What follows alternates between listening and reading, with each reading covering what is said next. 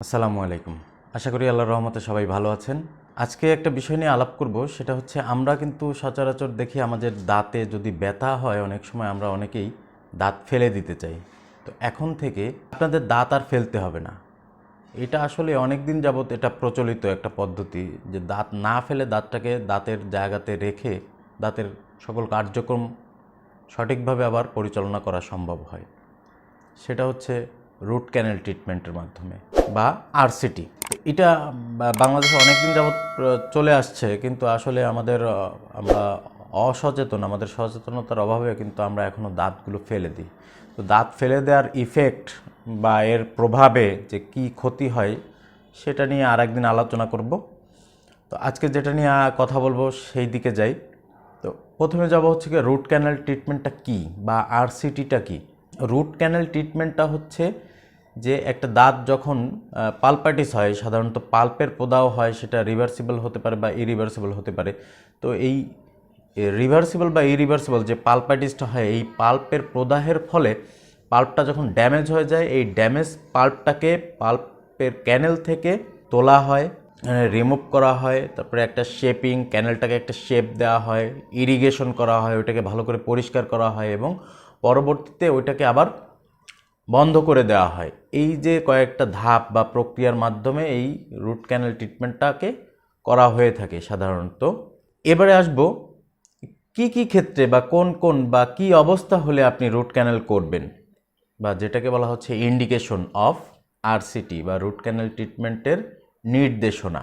তার মধ্যে প্রথম আছে হচ্ছে যে পালপাল ডিজিজ, যে পালপাল বা পেরিওডিক্যাল যে প্যাথোলজি বা ডিজিজগুলো আপনার পাল্পের বা পেরিওডিক্যাল যদি কোনো রোগ হয়ে থাকে সেই ক্ষেত্রে হচ্ছে গিয়া এই সমস্যাগুলো হয়ে থাকে। এছাড়া কিছু জিনিস আছে যেগুলো হচ্ছে গিয়া লক্ষণ কোনো রকমের দেখা যাচ্ছে ওইরকম লক্ষণ প্রকাশ নাও পেতে পারে।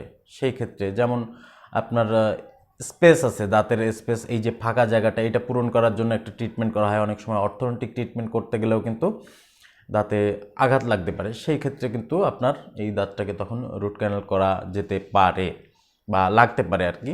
তারপরে হচ্ছে অনেক সময় ডেঞ্চারের কারণে হয়, ডেঞ্চার পরে ডেঞ্চারের একটা প্রেশার আমাদের পাশে, পার্শিয়াল ডেঞ্চারের ক্ষেত্রে যদি ভালো কোনো দাঁত থাকে সেই ভালো দাঁতের উপরেও কিন্তু এই ডেঞ্চারের প্রেশারটা পড়তে পারে, মানে ওভার ডেঞ্জার অনেক ক্ষেত্রে যদি হয়ে থাকে। এছাড়া যে পাল্প আছে ওইখানে এরকম একটা ডাউট সৃষ্টি হতে পারে, সেখান থেকেও কিন্তু সমস্যাগুলো হয়, মানে রুট ক্যানেল করা লাগতে পারে।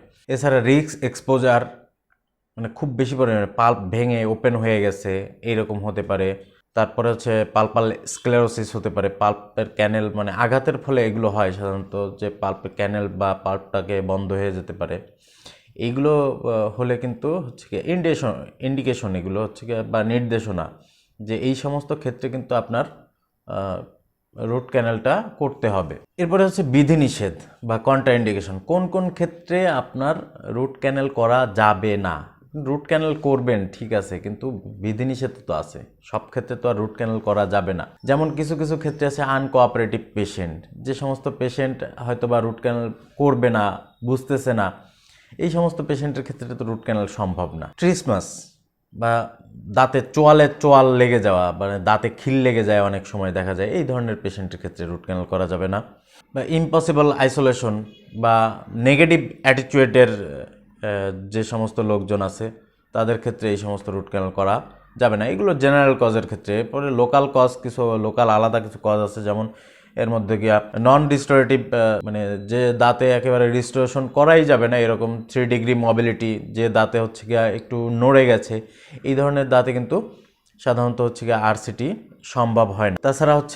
তাছাড়া আছে হচ্ছে গিয়া ভার্টিক্যাল যে ফ্র্যাকচার, একটা দাঁত যদি একেবারে সম্পূর্ণ লম্বাভাবে যদি ভেঙে যায়, মানে দাঁতের ক্রাউন থেকে শুরু করে রুট পর্যন্ত এরকম লম্বাভাবে যদি ফেটে যেয়ে থাকে। এরপরে আছে হচ্ছে গিয়া স্টেপগুলো, মানে কিভাবে কোন কোন ধাপে সাধারণত হচ্ছে গিয়া আরসিটিটা সম্পন্ন করা হয়। তো স্টেপসের মধ্যে আছে, প্রথমে আমরা হচ্ছে গিয়া একটা পেশেন্ট যখন আমাদের কাছে আসে তখন আমরা একটা কাজ করি, সেটা হচ্ছে গিয়া মাউথ প্রিপারেশন। প্রথমে তার মুখটাকে প্রস্তুত করা হয় রুট ক্যানেল করার জন্য। তো রুট ক্যানেল করার জন্য যখন তার মুখটাকে প্রিপারেশন করে নেওয়া হয়, এরপরে তাকে ব্লক দেওয়া হয় বা ইনফিল্ট্রেশন, মানে যে জায়গাটা আমরা যে দাঁতটা হচ্ছে গিয়ে রুট ক্যানাল করা হবে সেটা যদি মানে লোকাল অ্যানেস্থেশিয়া যেটাকে বলা যায় যে অবশ করে নেওয়া, এই কাজটা করা হয়। ইনফিল্ট্রেশন দেওয়া যায় বা ব্লকও দেওয়া যায়। তারপরে আইসোলেশন, যে দাঁতটাকে কাজ করা হয় সেই দাঁতটাকে রাবার ড্যাম দিয়ে অনেক সময় পৃথক করে নিয়ে আইসোলেশন করা হয় বা পৃথক করে তারপরে সেটাকে কাজ করা হয়। এরপরে অ্যাক্সেস ক্যাভিটি প্রিপারেশন, দাঁতটাকে কাটা হয় সুন্দর করে কেটে, মানে কাজের উপযুক্ত একটা ক্যাভিটি তৈরি করা হয়, যেখানে ইনস্ট্রুমেন্ট দিয়ে সেখানে কাজ করা যাবে, এই ধরনের একটা ক্যাভিটি তৈরি করা হয়। তারপরে রিমুভ পালপাল টিস্যু, যে পাল্প টিস্যুগুলো আছে, এরপরে হচ্ছে গিয়ে এই পালপাল টিস্যুগুলো সাধারণত রিমুভ করা হয় আস্তে আস্তে। অনেক সময় ক্যানেলটাকে মানে খুঁজে বের করার জন্য, অনেক সময় ক্যানেলটাকে খোঁজার জন্য হচ্ছে গিয়ে এক্সপ্লোরার ব্যবহার করা হয়, বা পাল্পটাকে রিমুভ করার জন্য ব্যবহার করা হয়ে থাকে হচ্ছে গিয়া বারবেট ব্রুস, এইগুলো ব্যবহার করা হয়ে থাকে। তো এটা দিয়ে হচ্ছে গিয়া পাল্পটাকে রিমুভ করা হবে। তারপরে এস্টাবলিশমেন্ট ও ওয়ার্কিং লেন্থ, কতটুকু আমি কাজ করব, এই কাজের যে লেন্থটা, এই লেন্থটাকে হচ্ছে গিয়া এস্টাবলিশ মানে নির্ণয় করতে হবে, নির্ধারণ করে নিতে হয়। ইরিগেশন, ভালো করে ওই ভিতরটাকে ধৌত করা হয়, ভালো করে পরিষ্কার করা হয় ভেতরটাকে। রুট ক্যানেলের যে মধ্যে যে ময়লা ঠলা অনেক সময় ডেব্রিজ থেকে থাকে, বা নেক্রোস যে পাল্পগুলো আছে বা ভাইটাল পাল্প হতে পারে, এইগুলোকে অনেক সময় থেকে যেতে পারে। এগুলোকে ইরিগেশন সলিউশন, বিভিন্ন ধরনের সলিউশন পাওয়া যায়, হাইড্রোজেন পারঅক্সাইড, নর্মাল স্যালাইন, তারপরে এডিটিএ বা আদার্স কিছু হাইপোক্লোরাইড, সোডিয়াম হাইপোক্লোরাইড, এই ধরনের বিভিন্ন ধরনের যে ইরিগেশন সলিউশনগুলো আছে, এগুলো দিয়ে ক্যানেলটাকে হচ্ছে গিয়ে ভালো করে ইরিগেশন করা হয় বা পরিষ্কার করা হয়, মানে ভেতর থেকে ময়লাটাকে উঠিয়ে ফেলা হয়। এরপরে টেস্ট, ট্রায়াল, ফিল করার যে টেস্ট, সেটা করা হয়। অনেক সময় এটাকে ফিল করে দেওয়া হয়। এরপরে হচ্ছে গিয়ে ফিল থেরাপি, পুরোটা হচ্ছে গিয়ে এটাকে আটকে দেওয়া হয়। ফাইনাল রেডিওগ্রাফ, এটা ফাইনালি রেডিওগ্রাফ এক্সরে করে দেখা হয় যে এটা সঠিকভাবে ফিলটা হয়েছে কিনা। তারপরে হচ্ছে এটাকে ফিল করা হয় কর্নাল রিস্টোরেশন, মানে উপরে ক্রাউনের অংশটাকে এটাকে এর পরবর্তীতে হচ্ছে রিস্টোরেশন, মানে ভালোভাবে আটকে দেওয়া হয়। তো এই হচ্ছে ধাপগুলো, এই ধাপে সাধারণত হচ্ছে রুট ক্যানাল ট্রিটমেন্টটা করা হয়ে থাকে, আরসিটিটা করা হয়ে থাকে। এখন আরসিটি এই যে নির্দেশনা মানে কি, তারপরে নির্দেশনা, বিধিনিষেধ, কন্ট্রাইন্ডিকেশন, এটা গেল। এরপরে স্টেপস, ধাপগুলো কি কি, এটা জানতে পারলাম। এরপরে কিছু জটিলতা থেকে যায়। সেই জটিলতাগুলোর মধ্যে যেমন আপনি কাজ করবেন, যখন কাজ করার এই যে কিছু রুট ক্যানাল কাকে বলে, কখন আপনি রুট ক্যানাল করতে পারবেন বা কখন রুট ক্যানাল করতে হবে, ইন্ডিকেশন, নির্দেশনা, তারপরে বিধিনিষেধ, কন্ট্রাইন্ডিকেশন, কখন করা যাবে না, কোন কোন ক্ষেত্রে করা যাবে না। তারপরে কিছু ধাপ আছে, এই ধাপগুলো কাজের সময় করা হয়। তো সাধারণত অনেক ক্ষেত্রে দেখা যাচ্ছে যে এইগুলো করার সময় কিছু জটিলতাও দেখা যেতে পারে, এটা হচ্ছে কমপ্লিকেশন। তাইলে রুট ক্যানাল করার সময় কি কি ধরনের জটিলতা দেখা দিতে পারে? সাধারণত প্রথমে হচ্ছে গিয়া যদি অ্যাক্সেস ক্যাভিটি, মানে ক্যাভিটি প্রিপারেশন করার সময় যদি অতিরিক্ত পরিমাণে ডেন্টাল টুথ টিস্যু রিমুভ করা হয়, সেই ক্ষেত্রে কিন্তু ফ্লোরটা পারফোরেশন হয়ে যেতে পারে, মানে ছিদ্র হয়ে যেতে পারে।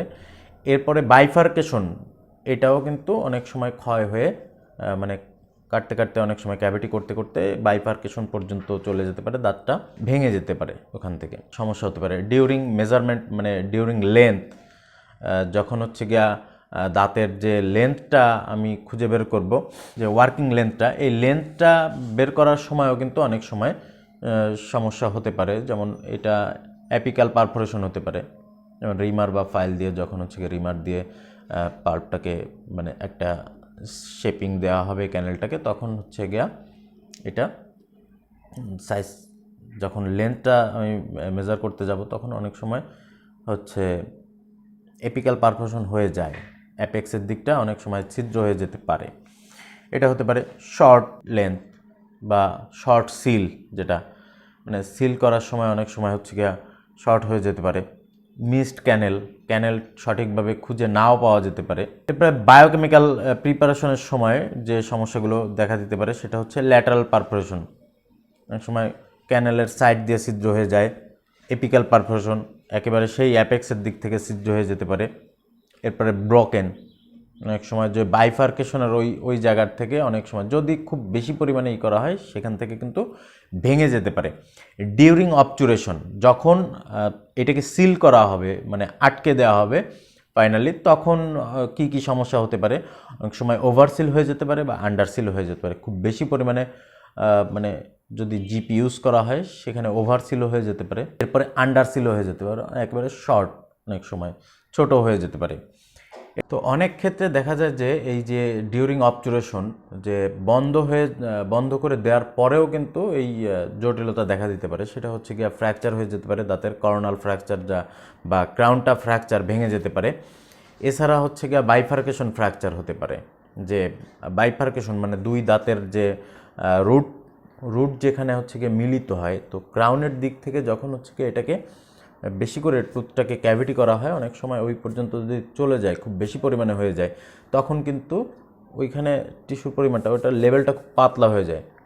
তো তখন ওইটা ফ্র্যাকচার হয়ে যেতে পারে, এটা বাইফার্কেশনের মানে অবচুরেশনের পরে। তো আজকের মতো এই পর্যন্ত, যে রুট ক্যানেল প্রিপারেশন, রুট ক্যানেলটা কি, কেন, কখন, নির্দেশনা, কী জন্য রুট ক্যানেল করা হয়, বিধিনিষেধ কোন কোন ক্ষেত্রে রুট ক্যানেল করা যাবে না, স্টেপসগুলো এবং কি কি জটিলতা দেখা দিতে পারে রুট ক্যানেলের ক্ষেত্রে, এটা নিয়ে আলাপ করলাম। যদি আপনাদের ভালো লেগে থাকে অবশ্যই জানাবেন, এবং চ্যানেলটি সাবস্ক্রাইব না করে থাকলে অবশ্যই সাবস্ক্রাইব করে নেবেন। পরবর্তী ভিডিও নোটিফিকেশন পাওয়ার জন্য অবশ্যই বেল আইকন অল ক্লিক করবেন। ধন্যবাদ সবাই, আশা করি ভালো থাকবেন, সুস্থ থাকবেন। আল্লাহ হাফেজ, আসসালামু আলাইকুম।